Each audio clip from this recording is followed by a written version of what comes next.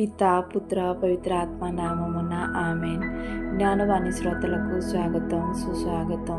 ప్రియ స్నేహితులారా, ఈనాటి ధ్యానాంశము 2 పట్టణాల నుండి ధ్యానించుకుందాము. ధ్యానము.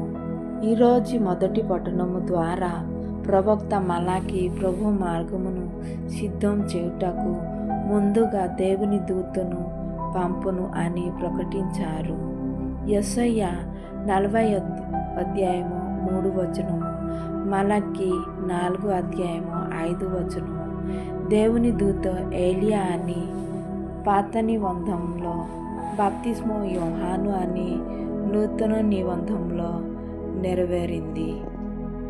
యెర్మియా ప్రవక్తలాగే యోహాను కూడా తల్లి గర్భంలో ఉండగానే దేవుడు తన సేవకు పిలిచి అభిషేకించారు. యోహాను జన్మించారు. తల్లిదండ్రులతో పాటు బంధువులు, ఇరుగు పొరుగు వారు ఆనందించారు. పుట్టిన 8వ దినం రోజు బాలుడికి సున్నతి చేశారు. దేవుడు ఎంపిక చేసినట్లుగా బాలుని పేరు యోహానుగా నామకరణం చేశారు. పిల్లవాడు పరలోక సంబంధమైన గొప్ప వ్యక్తి. పరలోక తండ్రి ముందుగానే ఆదేశించినట్లు అతనికి యోహాను అని నామకరణం చేశారు. లోక రక్షకుని మార్గమును సిద్ధం చేయడానికి వచ్చిన దేవుని దూత ఏలియా ఆత్మ కలిగిన ప్రభుని సేవకుడు. చిట్ట చివరి ప్రవక్త బాప్తిస్మో యోహాను గారు బాలునికి నామకరణం చేసగానే తండ్రి జకర్యా నోరు తెరవబడింది. అవిశ్వాసం తొలగిపోయింది. అతడి నాలుక సడలింది. 9 నెలల నిష్టంగా ఉన్న కాలంలో అతడు లోకానికి దూరంగా ఉన్నారు.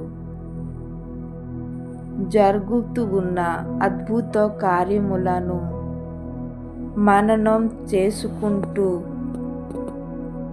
ఉండవచ్చు.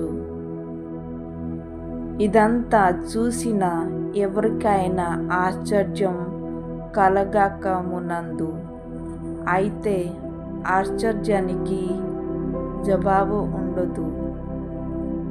బాలుడు 30 సంవత్సరం తర్వాత దాదాపు ఏలియా ప్రవక్తలాగే తన సందేశముతో యూదయ ప్రాంతాన్ని కదిలించి వేశాడు.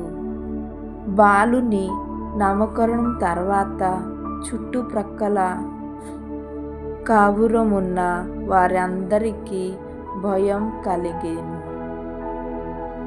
ఆ సంగతులు అన్నీ యూదయ కొండ సీమలో యూదంతా వ్యాప్తించెను.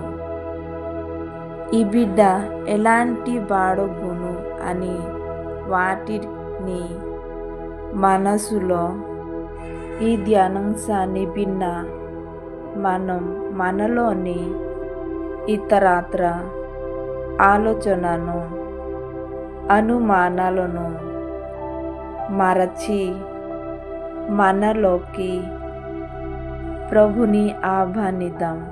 ఆమెన్.